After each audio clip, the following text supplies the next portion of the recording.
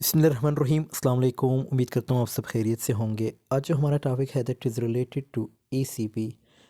एक पेपर हुआ था असिस्टेंट इलेक्शन कमिश्नर का जिसकी डेट है 6 दिसंबर 2025 और इसमें 100 MCQs दिए गए थे। कुछ MCQs तो बहुत इजी थे और कुछ डिफ़िकल्ट थे। सो हम देखते हैं कि आप लोगों ने इसमें से कौन से MCQs सही किए और कौन से गलत किए। सो बढ़ते हैं अपने टॉपिक की तरफ।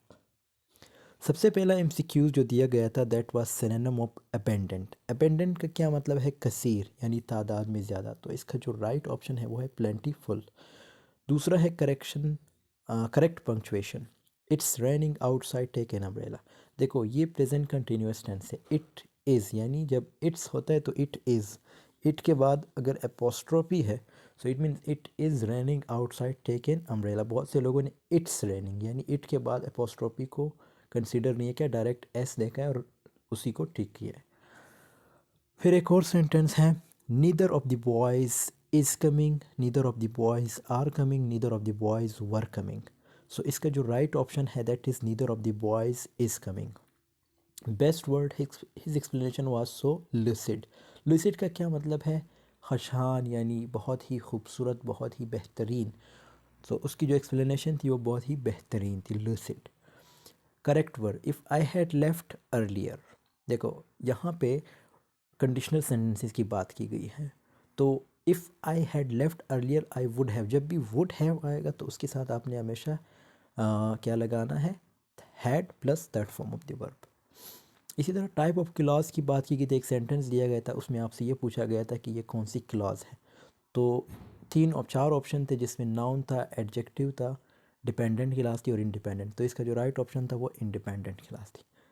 इसी तरह एक और एनालॉजी दी गई थी जिसमें ये बताया गया था कि फॉग का क्या मतलब है। फॉग जो है कांटे को खाया जाता है। So it means that's use for eating. इसी तरह मीनिंग पूछा गया था, प्रेजल वर्ब है गिव अप। प्रेजल वर्ब है गिव अप जो है एक प्रेजल वर्ब है। सो इसका जो मीनिंग बनता है वो क्या है? To surrender.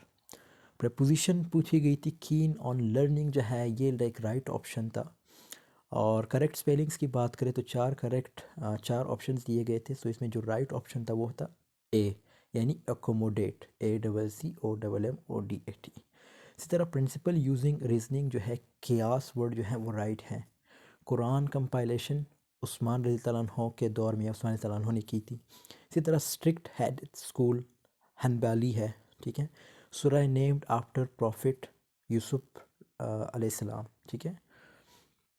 Consensus of scholars जिसको हम इजमा कहते हैं। इसी तरह सूरा कॉन्स्टिट्यूशन ऑफ मुस्लिम स्टेट जिसको हम अहज़ाब कहते हैं। इसी तरह मदीना को एग्जिस्टेंस ट्रीटी, ठीक है, ये एक ऑप्शन था। लीगल ओपिनियन फॉर वेलफेयर जिसको हम इस्तेहलाह कहते हैं, ठीक है। हदीस कंपाइलेशन इवेंट यानी वो कब कहाँ से कंपाइलेशन की गई थी, कौन किसके दौर में? उमर रज़ियल्लाहु अन्हु के दौर में, ठीक है। Umar to collection. अलमवता स्कॉलर, इसका जो राइट ऑप्शन है वो है इमाम मालिक। और यूरोपियन ट्रीटी की बात की गई थी तो उसका जो राइट ऑप्शन था वो क्या था?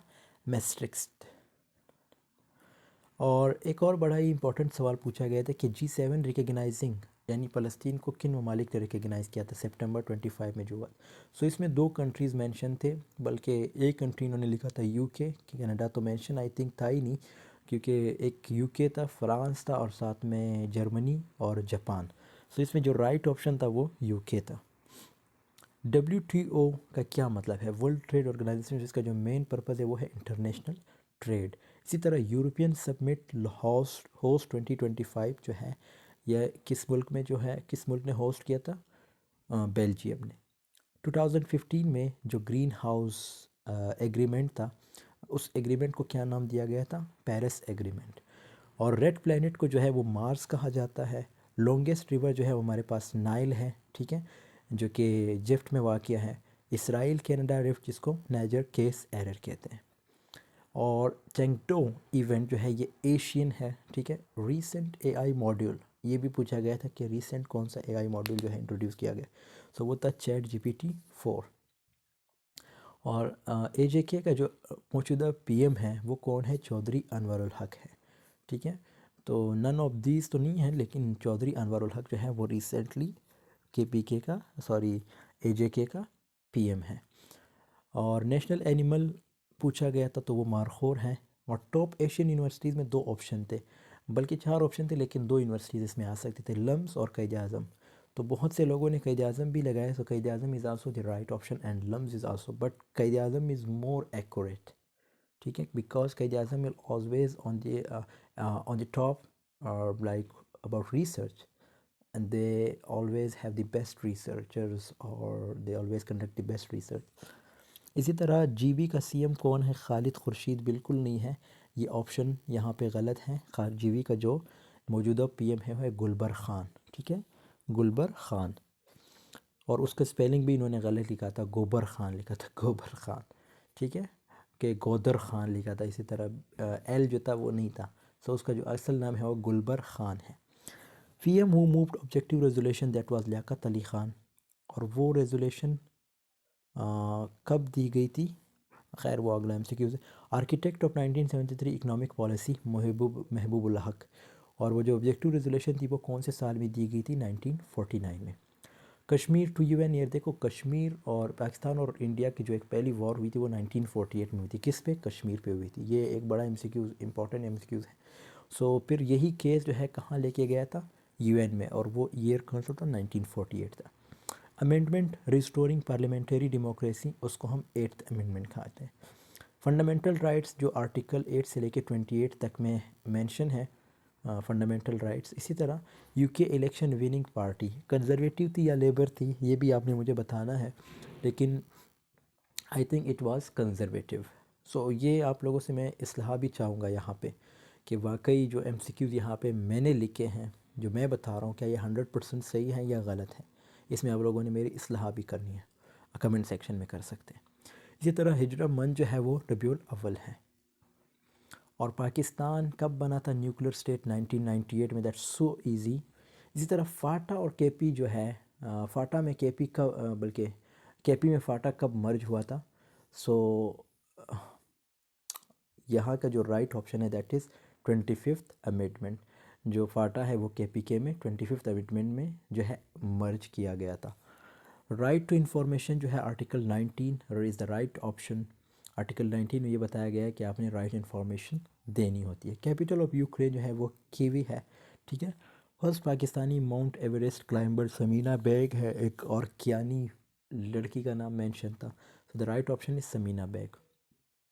हाईएस्ट प्लेटू डर्सेई है। लॉन्गेस्ट प्लेनेट जो है वो of course that's too easy, Jupiter है। इसी तरह प्लांट्स को कौन सी चीज़ जो है वो ऑक्सीजन देती है? So that is carbon dioxide. इसी तरह सीक्वेंस नेक्स्ट 2 to 5 है। ये मैथ हैं, आई थिंक ये सॉल्व करने के लिए मुझे बड़ा टाइम चाहिए होगा, लेकिन ये जो राइट ऑप्शन है ये आप देख सकते हैं। सीक्वेंस नेक्स्ट 79 है, और ये अगेन एनोलॉजी का क्वेश्चन है। फॉर का क्या मतलब है? Fork is of course about eating. Hand glove, hand is into glove, so foot is into shoe, but यहाँ पे बहुत से लोगों ने सॉक्स या सॉक ऑप्शन भी लगाया है। So sock is I think the best right option. What do you think? यहाँ पे फूट के लिए शू ऑप्शन बेस्ट है या सॉक्स ऑप्शन बेस्ट है? बट जहाँ तक मुझे लगता है I think this one is the right one, because that's all about like a clothes.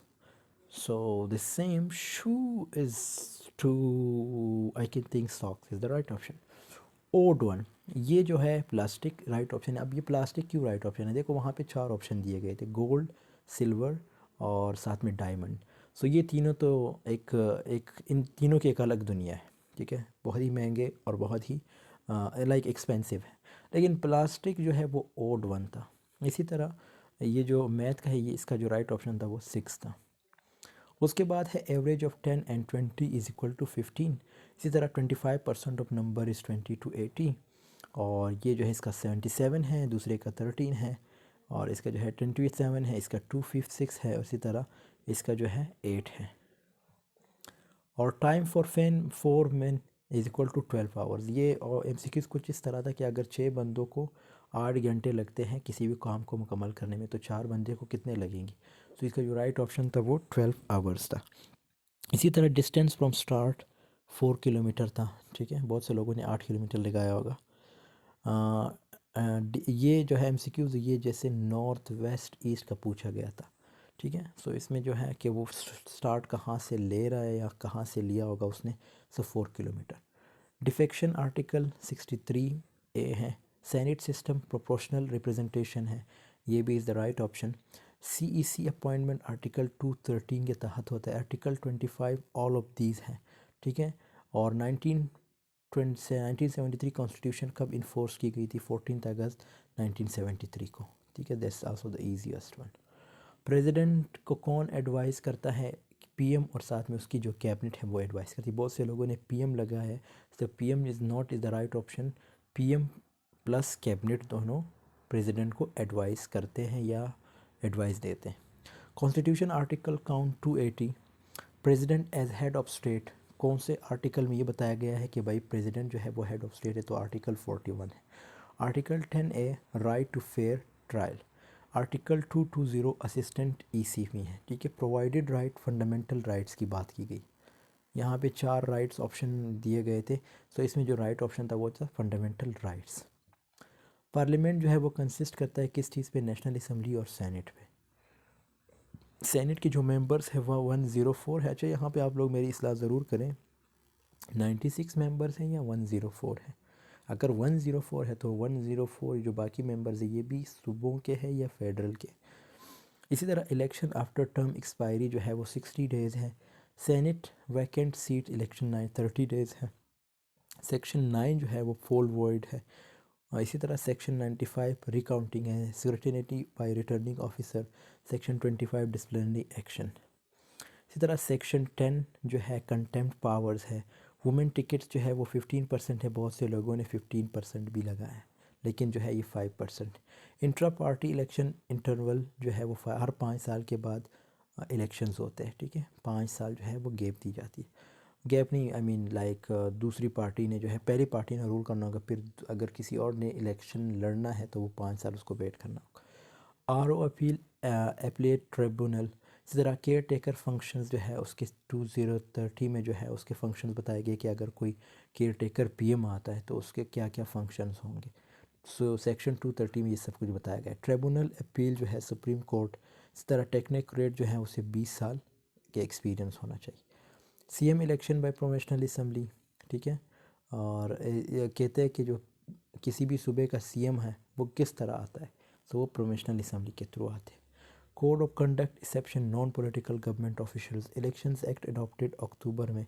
Election agent appointed by candidate. Not divided in urban area census block. Government includes all listed. Presiding officer both. और आखिरी जो है expenses in form C, बहुत से लोगों ने सिर्फ form word लगाया है। इसी तरह लास्ट का जो है प्रोग्राम अल्ट्रेशन सेकंड 58 है, ठीक है। सो दोस्तों, यहाँ पे हमारी वीडियो की एंडिंग होती है। आई होप आपको ये वीडियो पसंद आई होगी। और बहुत सारी नकलें भी हो रही थी, इसमें कोई डाउट नहीं। और एक तो बड़ी हलचल थी क्योंकि पिंडी में जो लड़कों का या जो मेरा ख़ुद बना था सेंटर वो पिंडी था, पिंडी एरिड यूनिवर्सिटी।